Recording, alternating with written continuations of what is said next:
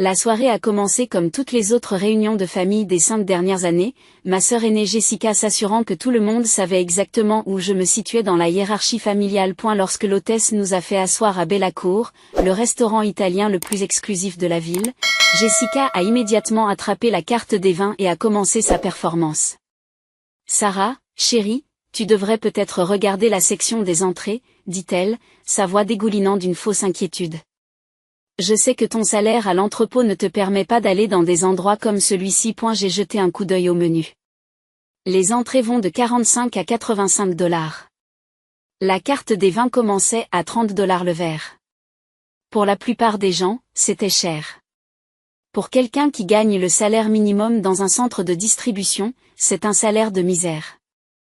Merci d'avoir pensé à moi, ai-je dit à voix basse. En étudiant la sélection de pâtes.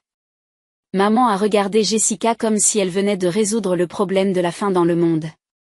C'est très gentil de ta part, ma chérie. Sarah, ta sœur ne fait que s'occuper de toi. Tu sais à quel point c'est difficile depuis que tu as abandonné l'université. La piqûre familière a frappé en plein dans le mille. J'avais quitté l'université il y a 8 ans quand papa a eu sa première crise cardiaque. Quelqu'un devait s'occuper des factures médicales que l'assurance ne couvrait pas, et quelqu'un devait travailler à plein temps pour continuer à gagner de l'argent. Cette personne, c'était moi. Jessica était alors en dernière année de droit, et mon jeune frère Marcus commençait sa 2e année de médecine. Tous deux étaient trop importants pour interrompre leur avenir. Mais ce n'est pas ainsi que la famille raconte l'histoire aujourd'hui. Je ne comprends toujours pas pourquoi tu as abandonné, dit mon père. Sans lever les yeux de son menu. Marcus a réussi à terminer ses études de médecine tout en travaillant à temps partiel. Jessica a obtenu son diplôme de droit avec mention. Mais tu as juste abandonné. Certaines personnes ne sont pas faites pour les études supérieures, ajoute Jessica. Et ce n'est pas grave. Le monde a aussi besoin de manutentionnaires. De l'autre côté de la table, Marcus acquiesce avec sagacité. À 26 ans, il vient de terminer son internat et a décroché un poste à l'hôpital pour enfants. L'important, c'est de trouver un travail qui corresponde à ses capacités, dit-il. Tout le monde ne peut pas supporter la pression d'une carrière professionnelle. J'ai bu une gorgée d'eau et je n'ai rien dit.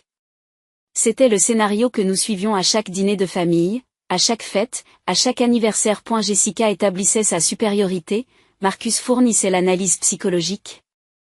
Et maman et papa acquiesçaient comme si tout cela était parfaitement raisonnable. Mon rôle était de m'asseoir tranquillement et d'accepter leur évaluation de ma vie. Tu te souviens quand tu parlais de devenir chef cuisinier ? Maman a demandé, son ton suggérant qu'elle se souvenait du fantasme d'un enfant de devenir un dinosaure. Tu étais toujours dans la cuisine à essayer de recréer les plats des restaurants. J'aurais dû savoir que tes ambitions étaient plus pratiques. La restauration est un travail honnête, reconnaît papa. Il n'y a rien de mal à connaître ses limites. Le serveur s'approche de notre table. Une jeune femme à la posture parfaite et à l'uniforme coûteux. Bonsoir à tous. Bienvenue à Bellacour. Puis-je commencer par vous recommander quelques vins ? Jessica a immédiatement pris les choses en main, comme elle le fait toujours. Il nous faut quelque chose d'impressionnant. C'est une fête. Le 60e anniversaire de notre mère. Qu'avez-vous de vraiment spécial ? Notre sommelier recommande le Burlot 2015, répond le serveur. Il coûte 120 $ la bouteille. Les yeux de Jessica s'illuminent. Les yeux de Jessica s'illuminent. Et je pense que nous allons tous commencer par la tour de fruits de mer. La grande. Je jette à nouveau un coup d'œil au menu. La grande tour de fruits de mer coûtait 180 $. Avec le vin, les hors-d'œuvre et les entrées, ce dîner coûterait facilement plus de 600 $. Comme d'habitude, Jessica se justifiait. Elle pouvait se permettre d'offrir des dîners coûteux à sa famille. Pas moi. En fait, dit papa, peut-être que Sarah préférerait quelque chose de plus à sa portée. Le poulet au parmesan n'est qu'à 38 $. Papa, c'est bon, ai-je dit. Je peux me permettre de dîner. Chérie, nous savons que tu es fière, dit maman en me tapotant la main. Mais il n'y a pas de honte à être pragmatique. Ta sœur peut s'occuper des plats coûteux. Tu dois commander ce qui correspond à ton budget. Une chaleur familière est montée dans ma poitrine, pas exactement de la colère, mais quelque chose de plus profond.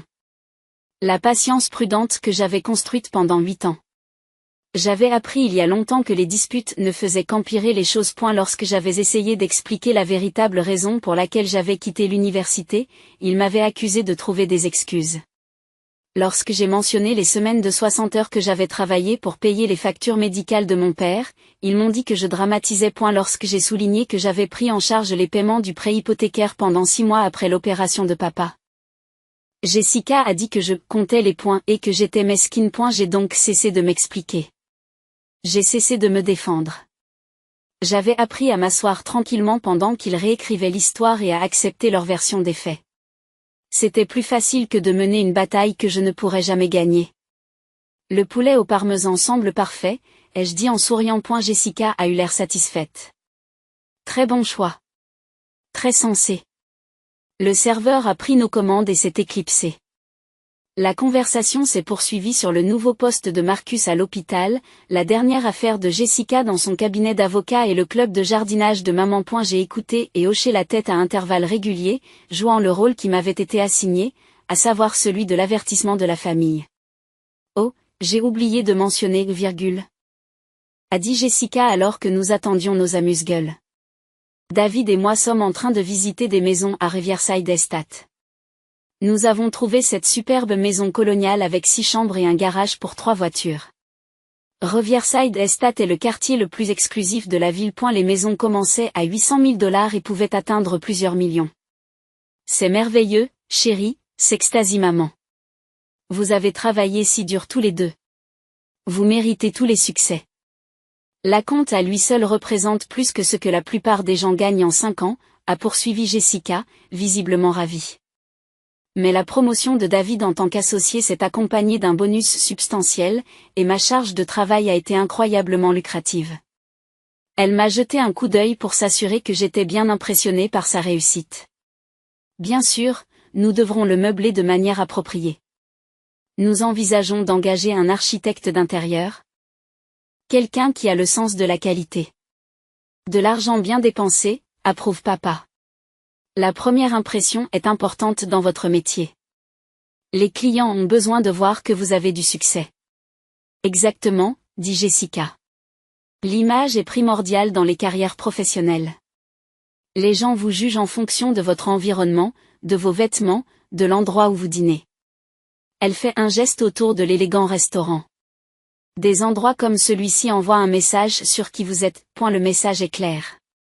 Elle avait sa place dans des endroits comme Bellacour. Pas moi. Nos entrées sont arrivées. L'énorme tour de fruits de mer que Jessica avait commandé, ainsi que plusieurs assiettes plus petites. Tout avait l'air exquis et cher. Jessica s'est empressée de photographier la nourriture pour ses médias sociaux, en inclinant son téléphone pour capturer l'intérieur élégant du restaurant. Cela sera superbe sur Instagram, a-t-elle déclaré. Mes abonnés adorent voir les endroits haut de gamme que David et moi découvrons. Combien de followers as-tu maintenant, demande maman, visiblement fière. Près de 15 000, a répondu Jessica. Principalement d'autres avocats et professionnels. En fait, c'est génial pour le réseautage. J'ai eu 3 nouveaux clients juste grâce à des gens qui ont vu mes articles sur les restaurants. Marcus approuve d'un signe de tête. La présence sur les médias sociaux est cruciale pour le développement professionnel.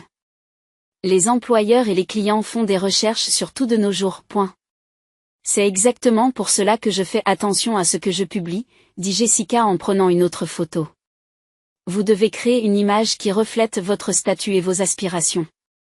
Les gens ont besoin de voir que vous opérez à un certain niveau. J'ai compris le sous-entendu. Ma présence sur les médias sociaux, le peu qu'il en existait, ne reflétait pas le genre de statut qui mérite d'être annoncé. Ma vie n'impressionnerait pas le réseau professionnel de Jessica. Sarah, tu devrais vraiment travailler sur ta présence en ligne, a suggéré maman. Tu pourrais poster des photos de ton travail à l'entrepôt. Montre aux gens que tu as un emploi et que tu es responsable. C'est gentil, maman, dit Jessica avec un sourire condescendant.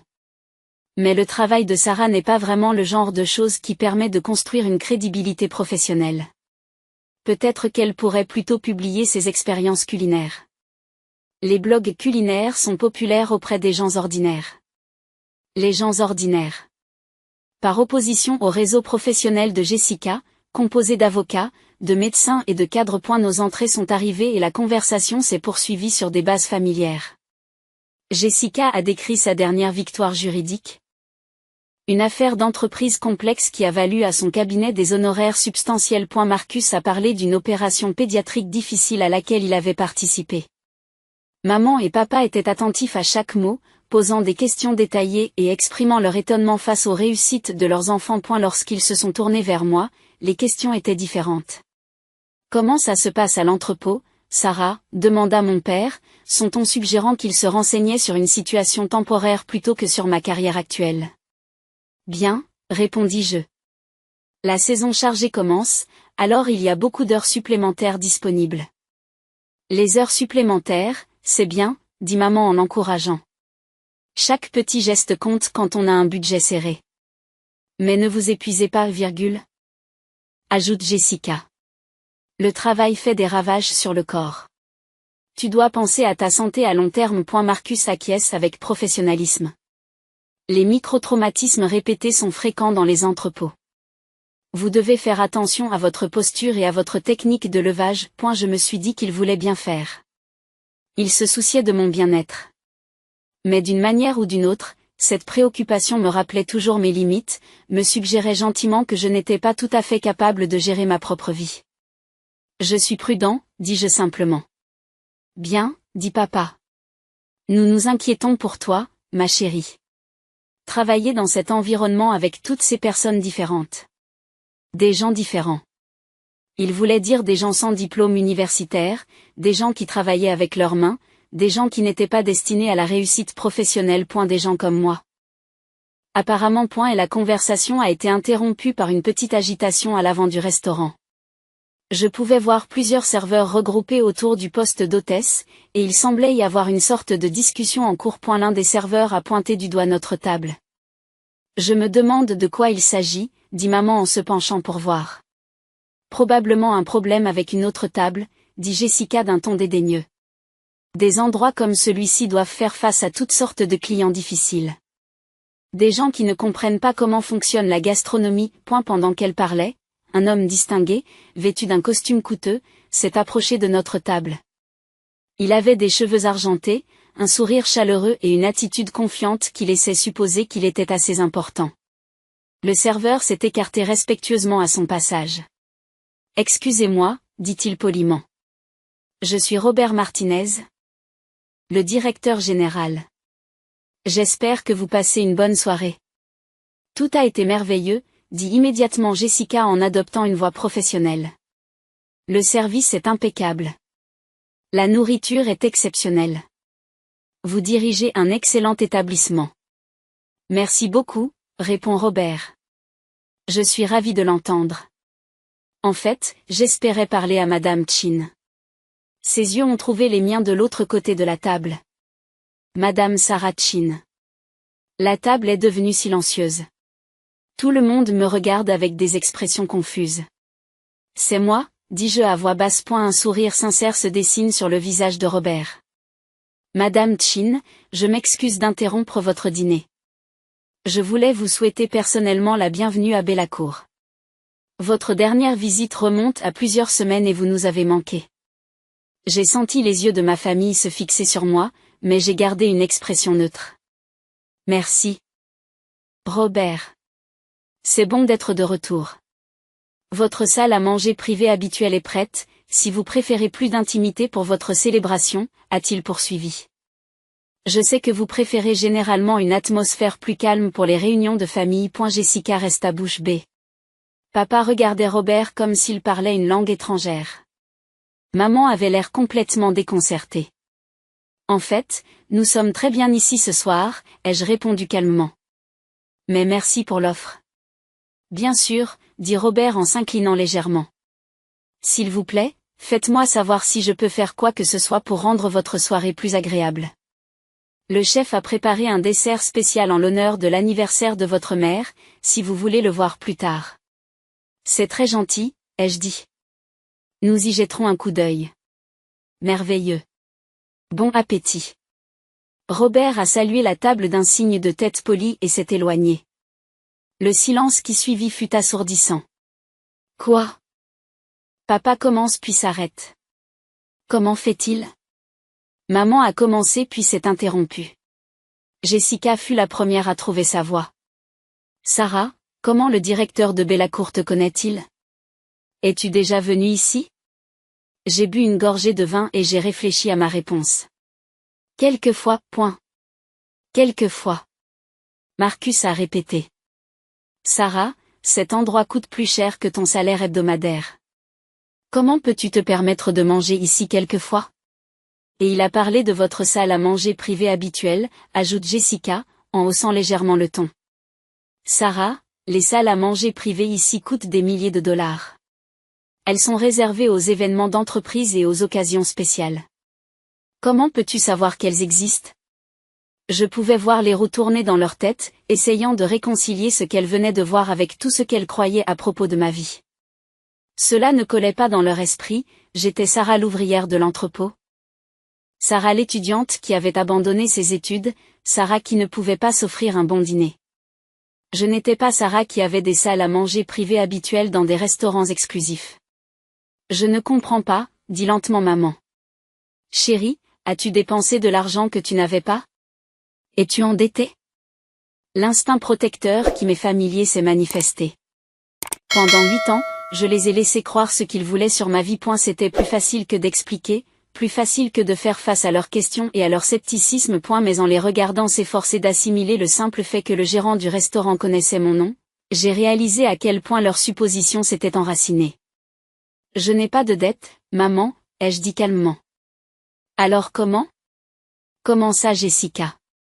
Excusez-moi. Une autre voix interrompt notre conversation. Cette fois, il s'agissait de notre serveur d'origine, qui avait l'air légèrement nerveux. Je suis désolée de vous déranger à nouveau, mais il y a un petit problème avec votre facture. Jessica se crispe immédiatement. Quel genre de problème? Le serveur a dit, en me jetant un regard incertain, notre système indique que la réduction pour les employés de Madame Chen aurait dû être appliquée automatiquement, mais il semble qu'il y ait un problème technique. Préférez-vous qu'on l'ajuste maintenant, ou devrions-nous nous en occuper après le dîner? Les mots étaient suspendus dans l'air comme une bombe sur le point d'exploser. Réduction pour les employés, dit faiblement le père. Le serveur a semblé troublé par la réaction de la famille.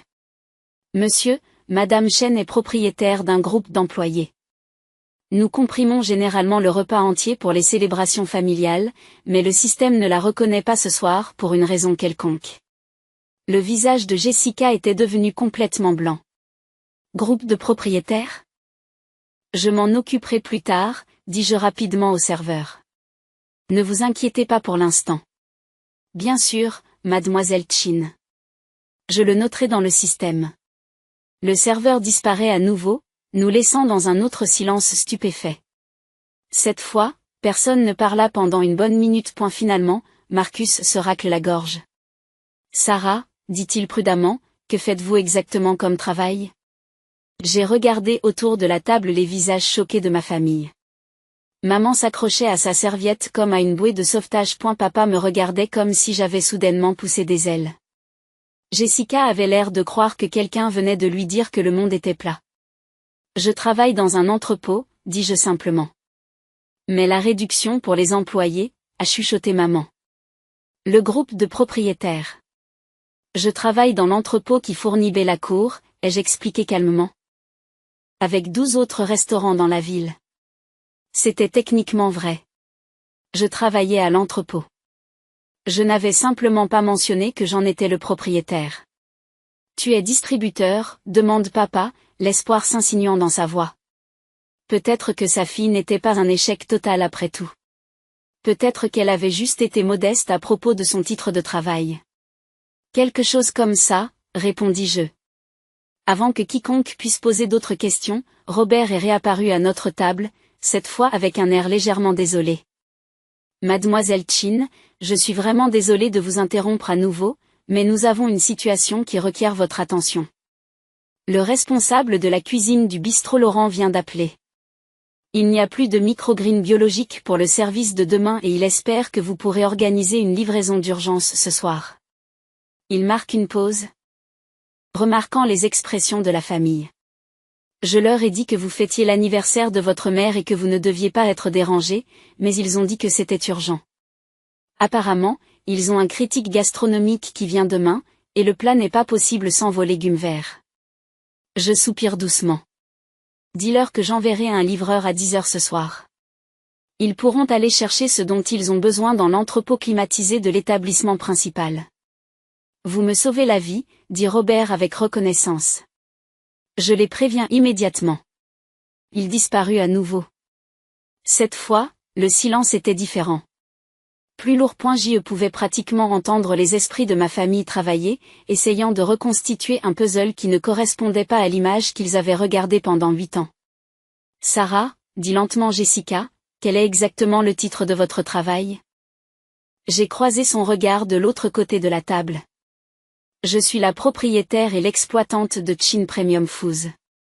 Nous sommes le fournisseur exclusif de produits biologiques et d'ingrédients spécialisés pour 43 restaurants de la région métropolitaine.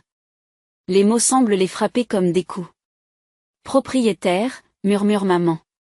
43 restaurants, dit faiblement le père.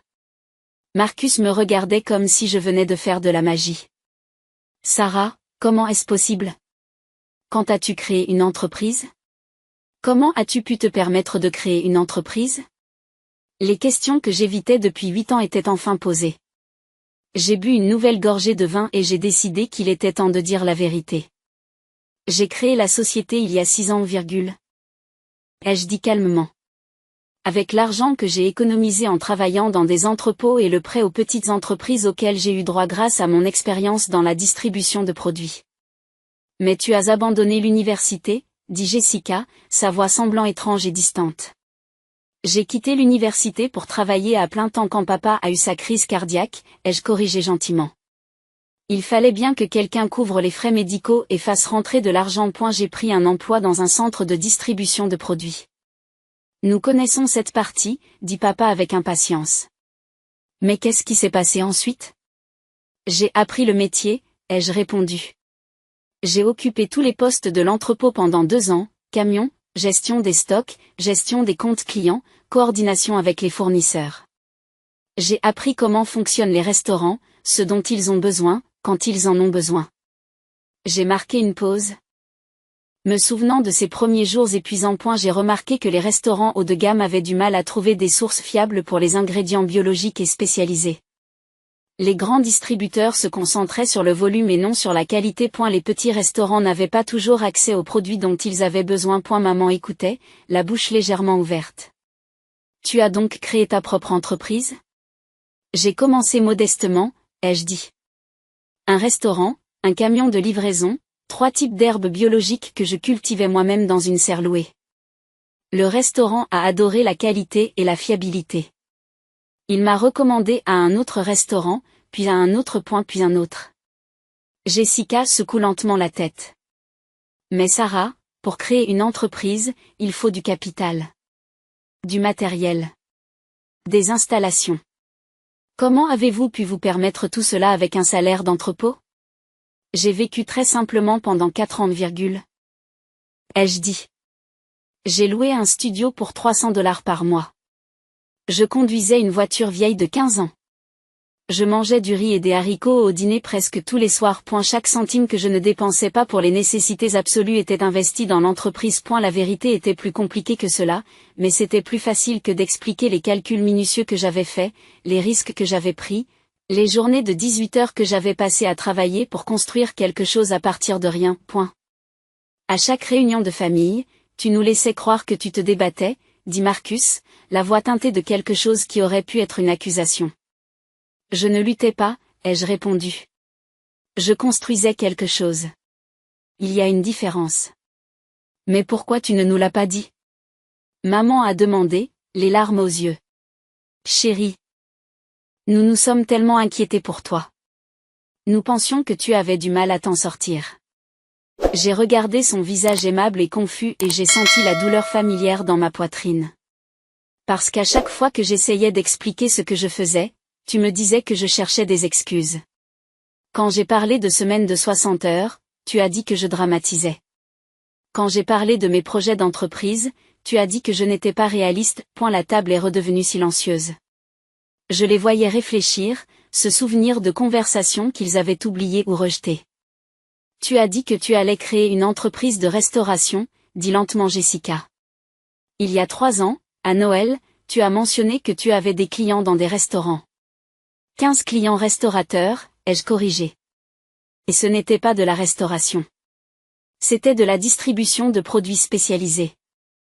Mais quand j'ai essayé de m'expliquer, Jessica a dit que je faisais semblant d'être un entrepreneur, et Marcus a dit que je devais me concentrer sur des objectifs réalistes. Le visage de Jessica rougit.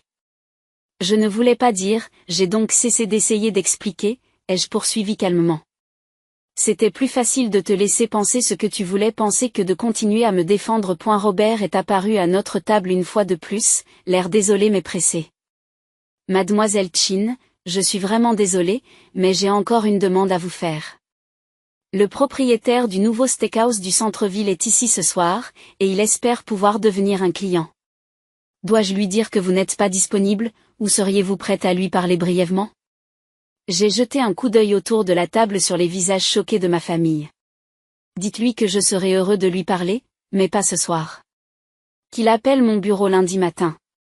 Mon assistante pourra fixer un rendez-vous en bonne et due forme. Parfait et virgule. Dit Robert. Merci pour votre patience. Il commence à s'éloigner, puis se retourne. Oh, et Mademoiselle Chin, le chef voulait que je vous dise que les nouvelles variétés de micro-verres que vous avez suggérées sont absolument parfaites. Les critiques les ont spécifiquement mentionnées dans 3 critiques différentes ce mois-ci. Après son départ, personne ne parla pendant un long moment. Finalement, Jessica se racle la gorge.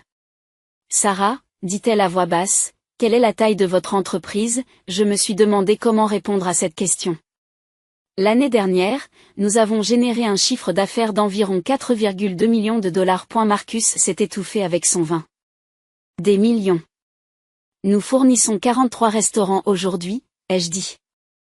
Tout, des petits bistrots de quartier aux établissements comme celui-ci. Chaque client commande entre 2 et 15 000 dollars de produits par semaine, en fonction de sa taille et de ses nombreuses exigences. Papa faisait des calculs mentaux. Ses yeux s'écarquillaient au fur et à mesure qu'il avançait dans les chiffres. Sarah, ça veut dire que tu gagnes de l'argent. L'entreprise est rentable, dis-je simplement. Je me verse un salaire raisonnable et le reste est consacré à l'expansion des activités et à l'amélioration de la qualité. Mais comment? Maman a commencé puis s'est arrêtée. Chérie, nous n'en avions aucune idée. Pourquoi ne pas nous avoir dit que tu avais réussi? J'ai regardé son cher visage déconcerté et j'ai ressenti un mélange complexe d'amour et de frustration. Maman, j'ai essayé. Pendant des années, j'ai essayé. Mais à chaque fois que je parlais de mon travail, tu changeais de sujet ou tu me conseillais de trouver un vrai travail. J'ai fini par comprendre qu'il était plus facile de te laisser croire ce que tu voulais croire. Nous essayons d'aider, dit Jessica sur la défensive. Nous pensions que tu avais des difficultés. Nous pensions que tu avais besoin de conseils. Vous pensiez que j'étais un raté, ai-je dit à voix basse. Et quand les preuves n'ont pas étayé cette hypothèse, vous les avez ignorées. Le dessert est arrivé, interrompant notre conversation. Le chef avait en effet préparé quelque chose de spécial, une sculpture en chocolat élaborée avec « Joyeux anniversaire » écrit à la feuille d'or. Elle était magnifique et manifestement coûteuse. C'est charmant, dit faiblement maman en regardant le dessert comme s'il allait exploser. Avec les compliments de la maison, dit notre serveur en souriant. Pour l'anniversaire de la mère de Mademoiselle Chen. Après le départ du serveur, nous sommes restés assis en silence, picorant le dessert élaboré. L'ambiance avait complètement changé depuis le début de la soirée. Jessica avait l'air déconfite. Marcus n'arrêtait pas de me regarder comme s'il voyait une étrangère. Maman et papa semblaient perdus dans leurs pensées. Je ne comprends pas, finit par dire papa. Si tu as réussi, pourquoi vis-tu toujours dans ce petit appartement? Pourquoi conduis-tu cette vieille voiture? Parce que je m'y sens bien, ai-je répondu. Et parce que la création d'une entreprise exige une gestion financière prudente. J'investis mes bénéfices dans l'équipement, les installations et les salaires des employés. Je me paie suffisamment pour vivre confortablement, mais je n'ai pas besoin de vivre dans l'extravagance. Point. Mais vous pourriez vous le permettre, a déclaré Jessica. Tu pourrais t'offrir une belle maison, une nouvelle voiture, des vêtements coûteux. Je pourrais, j'en conviens.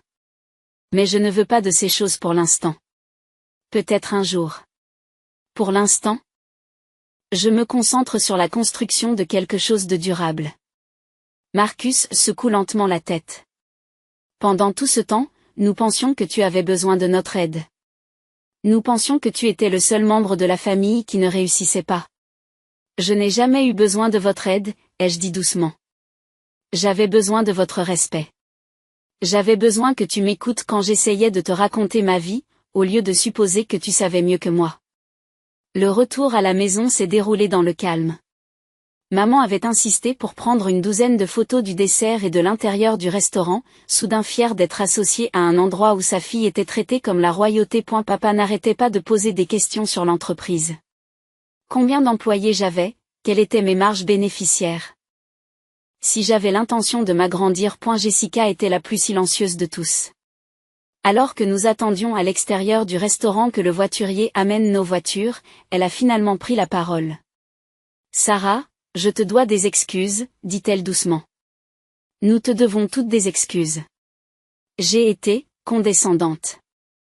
Je pensais t'aider, mais j'ai juste été cruelle. Tu n'essayais pas d'être cruelle, ai-je répondu. Tu pensais sincèrement que j'avais besoin de conseils. Mais j'aurais dû écouter, a-t-elle dit. J'aurais dû faire attention à ce que tu disais au lieu de faire des suppositions. Marcus acquiesce. Nous aurions tous dû le faire. Sarah, votre entreprise est incroyable. Ce que vous avez construit est vraiment impressionnant. Merci, ai-je dit simplement. Maman m'a serré très fort dans ses bras en me disant au revoir. Je suis si fière de toi, ma chérie, a-t-elle chuchoté. Je l'ai toujours été. Mais maintenant je comprends de quoi j'étais fière. En rentrant chez moi au volant de ma Honda fiable de 15 ans, j'ai repensé à cette soirée. Une partie de moi se sentait justifiée. Enfin, ma famille comprenait que je n'étais pas le raté qu'elle avait imaginé. Mais je me sentais surtout triste. Triste que cela ait pris tant de temps, triste qu'ils aient raté tant de choses de ma vie actuelle. Triste que leurs hypothèses aient été si profondément ancrées qu'il ait fallu un directeur de restaurant et un dessert à la feuille d'or pour les faire changer d'avis. Mais c'était peut-être un début. Peut-être que maintenant nous pourrions avoir des conversations sur ma vie réelle au lieu de la version qu'ils avaient créée dans leur esprit. Peut-être commencerait-il à poser des questions au lieu de faire des suppositions. Ou peut-être que rien ne changerait et que la semaine prochaine, il recommencerait à me traiter comme la déception familiale qui se trouve être propriétaire d'une entreprise prospère. Ce serait parfait. J'avais construit ma vie tranquillement et avec succès pendant des années sans leur compréhension ou leur approbation. Leur reconnaissance était agréable, mais elle n'était pas nécessaire. J'avais du travail à faire dans la matinée. 3 nouveaux clients restaurateurs à visiter, une livraison de champignons exotiques à coordonner et une extension de serre à planifier. Ma vraie vie m'attendait, que ma famille le comprenne ou non. Le camion de livraison de Chin Premium Food ferait sa tournée à l'aube, apportant des ingrédients frais et de qualité au restaurant de la ville. Y compris, comme toujours, les meilleurs légumes biologiques à Bellacourt, où le personnel accueillerait mon chauffeur par son nom et s'informerait de la célébration de l'anniversaire de ma mère. Mais certaines choses n'avaient pas besoin de changer. Même si tout le reste changeait.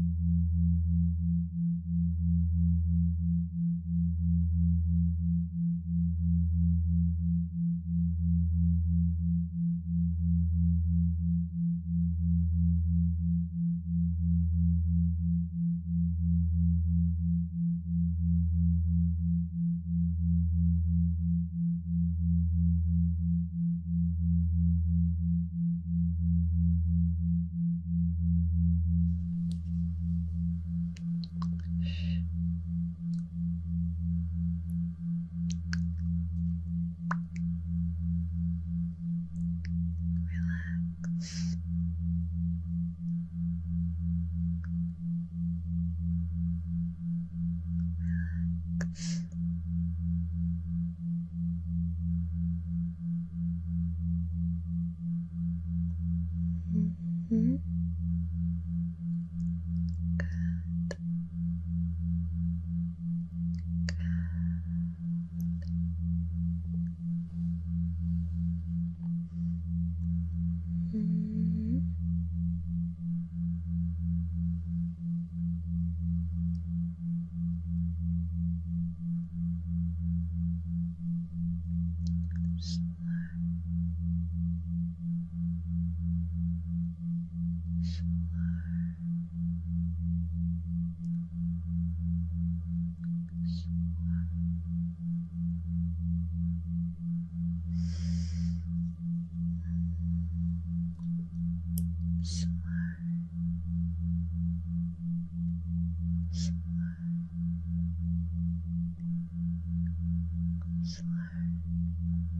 You're becoming mush,